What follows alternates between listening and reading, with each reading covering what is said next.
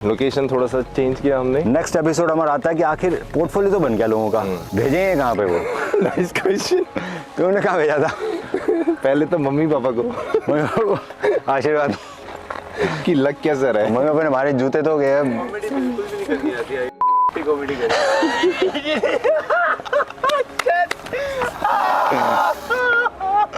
बोलो।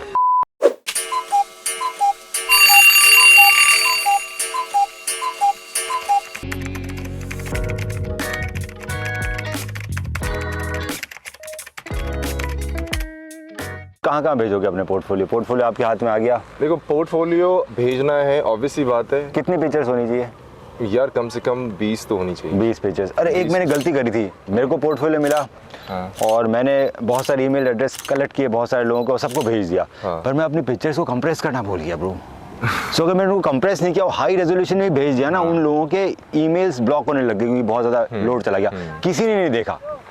जेपी। हाँ, तो बहुत ज़रूरी है कि पोर्टफोलियो में जो आपको पिक्चर्स मिलती है ना, कि वो बहुत हाई रेजोल्यूशन मिलती है, भेजने से पहले उनको जेपैक में या कम कर लो, इतना भी कम मत करो कि पिक्सेलेट हो जाए, but has to be reasonably low standard. आपको स्टैंडर्ड उसमें रेजोल्यूशन में आपको भेजना है, वो आपका फोटोग्राफर बता सकता है। समटाइम हम अपना पोर्टफोलियो व्हाट्सएप पे भी भेजते हैं। राइट, तो बड़े वाला तो जाएगा ही नहीं। और किन किन को भेज सकते हैं?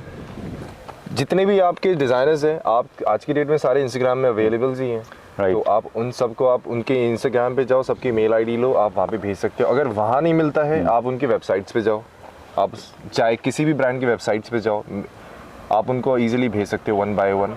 आप ये डेटा कलेक्ट भी कर सकते हो। आप हर 6 महीने में आप ये चीज़ें, हर 3 महीने में आप उन्हें बैक टू बैक भेज सकते हो। और कौन हुआ डिजाइनर के अलावा? डिजाइनर्स के अलावा ब्रांड्स को भी सेम मेथड से आप भेज सकते हो। ब्रांड्स को आप ढूंढ सकते हो इंस्टाग्राम से और सेम मेथड। और इसके अलावा पर मेल आईडी ये ध्यान रखना, अगर बाय चांस आपको पीआर वाले नहीं मिलते हैं तो आप किसी को भी भेजो उस ब्रांड में, एटलीस्ट आप भेज तो रहे हो। बट बेसिकली आप ये ध्यान रखना कि जो पीआर एजेंसीज होंगी, हर डिजाइनर, हर कंपनी के पास अपनी पीआर टीम होती है, उनके पास भेजो क्योंकि वही हैंडल करते हैं। हाँ, मतलब अगर आप एक ब्रांड के पेज पे जाओगे तो डेफिनेटली आपको पता लग जाएगा इसका पीआर कौन करता है। आप उसके फॉलोअर्स में जाओ, वो किसको फॉलो कर रहे हैं। देखो आजकल सबके है ना लिखा होता है इंस्टाग्राम पे, ब्रांड्स हो गए, डिजाइनर्स हो गए, और किसको भेज सकते हैं? जितने भी टॉप 10 मॉडलिंग एजेंसीज है उनके पास भेजो, अगर आपको मॉडलिंग एजेंसी साइन करनी है।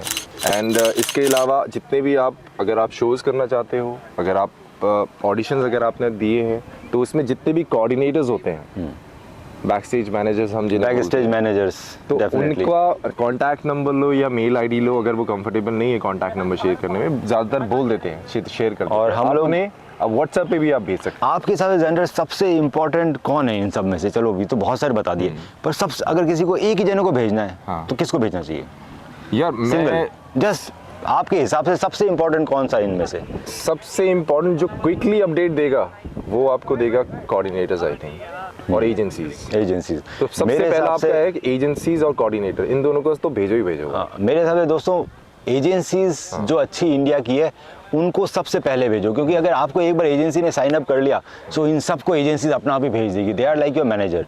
और एजेंसीज पैसा नहीं लेती है, बिल्कुल भी नहीं लेती है। जो आपसे पैसा मांग रहा है वो फेक है इस इंडस्ट्री में। एजेंसीज आपको साइन अप करेगी, जो जॉब आएगा उसका 30% लेगा, और ये हर कंट्री में अलग रहता है। आई थिंक मोस्टली जितने भी यंगस्टर्स हैं वो इस चीज़ों को फेस करते हैं कि उन्हें ये लगता है कि यार किसी शो में वॉक कर रहे हैं या किसी शूट में काम कर रहे हैं, वो अपनी जेब से पैसे दे रहे हैं। हाँ, तो पैसे नहीं देना। दूसरा, आप स्काउट्स को ढूंढ सकते हो। इट्स नॉट, ये सही चीज़ नहीं है, बिकॉज जितने प्रोफेशनल मॉडल्स हैं ये कहीं भी नहीं लिखा कि उन्हें पैसे देने, बिल्कुल कहीं नहीं देने पड़ते हैं इस चीज़ के। दूसरा, अपना पोर्टफोलियो भेज सकते हो स्काउट्स को। स्काउट्स वो लोग हैं जो आपको एजेंसीज दिलाते हैं। जैसे B1 स्काउटिंग है, सो आप उनको भेज सकते हो। बहुत सारी एजेंसीज है, एक बार एजेंसीज मिल गई तो आपकी वो मैनेजर हैं, फिर वो आपको सब जगह आपके पिक्चर भेज देंगे। आज की डेट में तो आप यहाँ पे इंडिया की भी अगर एजेंसीज को अप्लाई करते हो तो वो भी, अगर आप उन्हें बताते हो कि हमें इंटरनेशनली प्लेटफॉर्म पे जाना है, तो यहाँ की एजेंसीज भी आपको हेल्प करती है। बस डेफिनेटली आप ये याद रखिए, हर के परसेंटेज अलग होते हैं। जैसे आप इंडिया में काम करोगे तो एजेंसीज 30% लेगी।